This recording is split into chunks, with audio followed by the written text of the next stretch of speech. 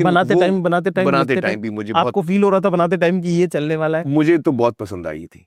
अच्छा, लेकिन वो नहीं चली, वो नहीं चली। थिएटर के लिए नहीं चली थी, नहीं अच्छा अच्छा। नहीं चली थी। उस वक्त जब रिलीज हुई थी उसका बिजनेस कमजोर था, और उसके बाद जब वो वीडियो पे लोग घर पे देखने लगे तो वो होम एंटरटेनमेंट में बहुत ज्यादा चली, और आज लोग, लॉट ऑफ पीपल उनकी फेवरेट फिल्म है, बहुत पसंद करते हैं उसको। हमको तो डायलॉग याद है उसके, हाँ, एक मतलब लेकिन लाइन बाय जब वो लाइन बाय लाइन। रिलीज हुई थी वो थिएटर में नहीं चली थी। पर मैं कह रहा हूँ कि व्हेन यू स्टार्टेड, हम क़यामत से क़यामत तक की अगर बात करें जी, टू दिस डे टुडे, जहाँ पे हमारी एक फिल्म आ रही है एक दिन के एक नाम दिन, से, मीडियम भी चेंज हुआ है, टेक्निक भी चेंज हुई है, टेक्नोलॉजी भी चेंज हुई है। So you have seen the business change, again and again. Technology change, and you have stayed relevant through and through. देखिए, मेरे समझ से बहुत सारी चीजें चेंज हुई हैं। फिल्म मेकिंग का तरीका, हम किस तरह फिल्म प्लान करते हैं, उसकी प्रेप कैसे होती है, टेक्नोलॉजी चेंज हो गई है, वीएफएक्स इतना आ गया है, अब तो एआई भी आ रहा है। तो ये सारी चीजें चेंज हुई हैं, लेकिन एक चीज अपनी जगह पे अटल है, और वो है कहानी। ओह, अगर आपके पास अच्छी कहानी नहीं है ना, तो आप उसमें टेक्निक जितने भी डाल दें, लेटेस्ट टेक्नोलॉजी डाल दें और बेस्ट तरीके से शूट करें, लेकिन जब तक कहानी सही नहीं होती, वो वो अभी तक वहीं की वहीं अटल है। Because at the end of the day film making is story telling. हजारों साल पहले जब किताबें भी नहीं थी, तो लोग एक दूसरे को कहानियां तो सुनाते थे। हाँ, तो आज भी फिल्म मेकिंग वही है, फर्क इतना है कि आपके जो टूल्स हैं वो बदल गए हैं। अब आपके पास कैमरा है, आप शूट करके दृश्य दिखा सकते हैं, आपके पास साउंड है, आप उसमें म्यूजिक डाल सकते हैं, उसमें अलग अलग किरदार आप दिखा सकते हैं, अलग अलग एक्टर्स कास्ट करके। तो कहानी, लेकिन कहानी आप वही सुना रहे हैं। तो I feel that at the end of the day, अगर मैं कैंप फायर के इर्द गिर्द बैठ के कहानी सुना रहा हूँ लेकिन कहानी बड़ी बोरिंग है, तो 25 लोग फिर स्विच ऑफ हो जाएंगे कि यार बड़ा बोर कर रहा है। हम्म, आज भी वही होता है, आप बेस्ट टेक्निक यूज कर लीजिए फिल्म बनाने के लिए, लेकिन अगर कहानी मुझे नहीं पकड़ पाए तो मैं बोर हो जाऊंगा। वाह। तो जो कहानी है अभी जो हम जिस फिल्म को डिस्कस कर रहे हैं वो है एक एक दिन। दिन, एक दिन, हाँ, हाँ। उसकी कहानी का आपको क्या लगता है कि ये वाला पार्ट मुझे जो सबसे ज्यादा एंडियरिंग लगा? एक्चुअली मैं बड़ा मुझे रोमांटिक फिल्में बड़ी पसंद है, और जो रोमांटिक फिल्में, जो मशी रोमांटिक फिल्में होती है ना, जैसे कि मशी रोमांस, जैसे फना इज अ मशी रोमांस, तो आई am a sucker for mushy romance.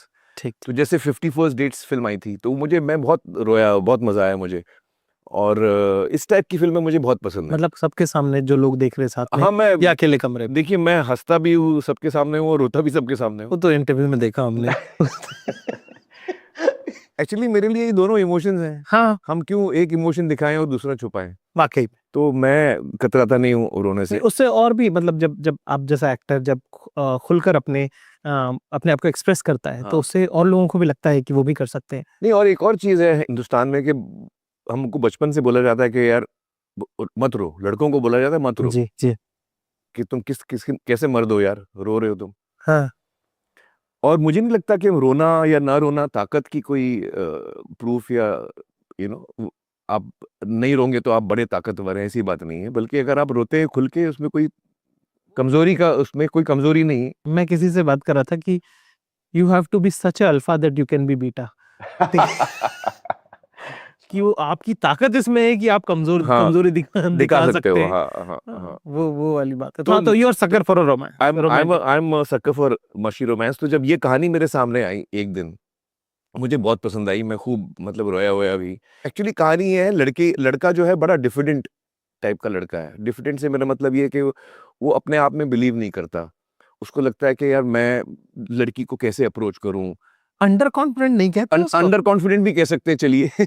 पर वो वर्ड उसका डिफिडेंट है क्या? डिफिडेंट, हाँ। तो वो तो आता ही है हमें, वो तो हम जानते ही हैं शुरू से। डिफिडेंट, अंडर कॉन्फिडेंट और का डिफिडेंट, हाँ, डिफिडेंट, कॉन्फिडेंट का उल्टा डिफिडेंट। डिफिडेंट। शुरू शुरू में जब मेरा इंटरेस्ट लड़कियों की तरफ बढ़ने लगा, 16 17 18 बरस की उम्र में, तो मैं भी बड़ा इसी टाइप का, मैं बहुत ही शाय, आपके मन में, मैं जैसे मैं रियल लाइफ में, आपको जैसा लगता था, हाँ, मैं बड़ा शाय किस्म का आदमी हूँ। लड़कियां आप पे ध्यान नहीं देती थी? लड़कियां चलिए मैं आपके मन में आपको लगता होगा कि नहीं नहीं ऐसी बात मैं नहीं है। कैसे अंडर कॉन्फिडेंट। मैं आपको बताऊं, जो पहली लड़की जिसके साथ मेरा अफेयर, इश्क हुआ, अफेयर नहीं, अफेयर नहीं, इश्क। वन साइडेड साइलेंट इश्क हुआ मेरा, वाह, वन अब बोला sided now we silent. Are talking. Yes, फिर दूसरी लड़की के साथ भी वन साइडेड साइलेंट अफेयर हुआ मेरा। इन दोनों को नहीं पता था। नहीं, पता ही नहीं था, मेरी हिम्मत ही नहीं होती थी। मुझे लगता था कि पर मैं आपने अपने मन में ही चेंज भी कर लिया आपने, क्या हैं? क्या चेंज कर लिया? पहली से दूसरी पे आप चले गए बिना नहीं नहीं नहीं, कम्युनिकेशन क्योंकि वो पहली लड़की जो है वो इंडिया छोड़ चल, के चली गई अच्छा थी। इंडिया छोड़ के हाँ, चली गई, अच्छा तो फिर ठीक। मेरा कई महीनों तक मेरा दिल टूट गया, गमज़दा भी रहे, धोखा गमज़दा देके रहा। चली उसके गई। बाद हाँ, बेवफा दूसरी कहीं की। नहीं, बेवफा नहीं थी, बेवफा नहीं थी वो, मैं- मैंने उससे इजहार ही नहीं किया। हाँ, दूसरी दफा भी ऐसे ही हुआ, मेरी हिम्मत नहीं होती थी। मुझे हमेशा लगता था, जैसे हमारे ये फिल्म का कैरेक्टर है, कि उसको लगता था यार मेरा क्या हो सकता है, मेरा कुछ नहीं होगा। तीसरी लड़की, जब मेरा प्यार हुआ तीसरी लड़की से, तो मैंने बड़ी हिम्मत करके मैंने उसको कन्फेस किया कि भाई मैं आपको पसंद करता हूँ, तो उसने मुझे रिजेक्ट कर दिया। क्या बोला उसने? शब्द नहीं, शब्द बताइए। आप डिटेल में मत जाए। अरे क्यों नहीं सर, मतलब ये डिटेल बात तो डिटेल की है सारी, ऐसे कैसे रिजेक्ट कर दिया? क्या होता है पूरा बताइए। मैंने कहा उससे कि भाई मैं आपको पसंद करता हूँ, उसने कहा कि मैं आपको पसंद नहीं करती। तो हुआ ये कि पहली लड़की ने मुझे रिजेक्ट किया, हाँ, फिर दूसरी ने रिजेक्ट किया, हाँ, फिर तीसरी ने रिजेक्ट किया, हाँ। फिर चौथी ने रिजेक्ट किया। तो मेरी पहली जो 4 जो 4 लड़कियां जो पसंद आई आपको। जो मुझे पसंद आई, उन्होंने मुझे रिजेक्ट किया। तो अच्छा, मैं कंफर्म हो गया था कि यार मुझे लाइफ में कोई नहीं मिलने वाला। तो हमारा हीरो जो है एक दिन का, वो इसी टाइप का है। वो उसको लगता है कि यार कोई लड़की मुझे हाँ नहीं करने वाली, मैं मेरी औकात ही नहीं है। ये कैरेक्टर है लड़के का। तो मुझे ये कहानी जब मैंने सुनी, मुझे लगा यार ये तो मेरी कहानी है। और इसके अलावा इस फ़िल्म में इस कहानी में एक ऐसी कौड़ी है जो मुझे बहुत पसंद आई। वो ये कि लड़का जो है वो लड़की से बेइंतहा प्यार करता है, लेकिन एक्सप्रेस नहीं कर पाता, और किसी वजह से उसको वो एक दिन के लिए वो लड़की मिल जाती है। लेकिन उसका प्रॉब्लम ये है कि लड़की को एक मेमोरी लॉस हुआ है, हम्म, जिसको कहते हैं टीजीए, हम्म, ट्रांजिएंट ग्लोबल एमनीसिया। वो ऐसी बीमारी है जो सिर्फ एक दिन के लिए रहती है। वाह, आप आज आपको टीजीए हो गया है, आपका मेमोरी लॉस हो गया है, कल जब आप उठेंगे तो आपकी मेमोरी पूरी लौट आएगी। लेकिन वो एक दिन जब आपको टीजे हुआ था, वो एक दिन जिस लड़के ने उस लड़की के साथ बिताया था, वो आप भूल जाएंगे। तो ये मुझे बड़ा अट्रैक्टिव लगा ये कॉन्सेप्ट। वाह। और इसीलिए मैंने, मतलब मुझे बहुत मज़ा आया ये कहानी सुन के, और मुझे लगा कि ये फिल्म बननी चाहिए। और बल्कि मैं चाह रहा था कि ये जुनैद की पहली फिल्म हो। अच्छा। क्योंकि जुनैद एलए गए थे ट्रेनिंग के लिए, एक्टिंग की, हम्म, थिएटर में उन्होंने ट्रेन किया था, और 2 साल ट्रेनिंग के बाद वो लौटे। 1 साल उन्होंने वहाँ प्लेस भी किए एलए में, तो 3 साल वहाँ रुके थे।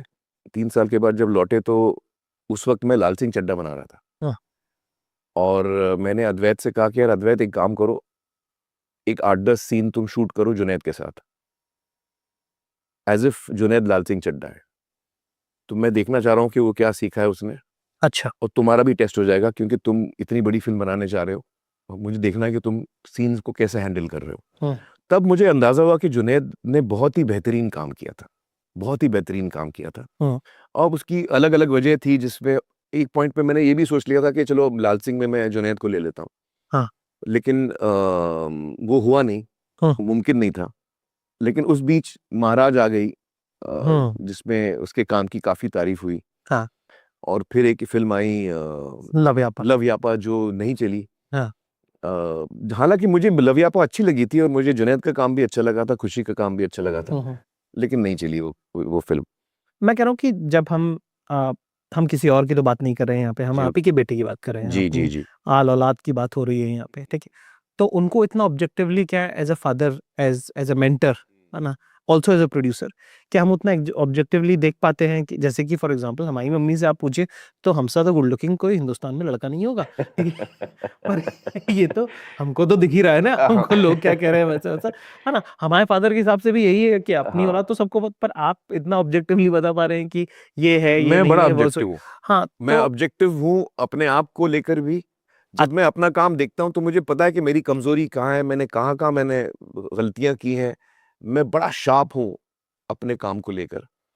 और इसी तरह मैं जुनैद के काम को लेकर बड़ा शार्प हूँ। जहाँ उसने कमज़ोर काम किया है मैं उसे बताता भी हूँ, और जहाँ वो अच्छा काम करता है तो मैं उसको वो भी बताता हूँ। तो क्या वो भी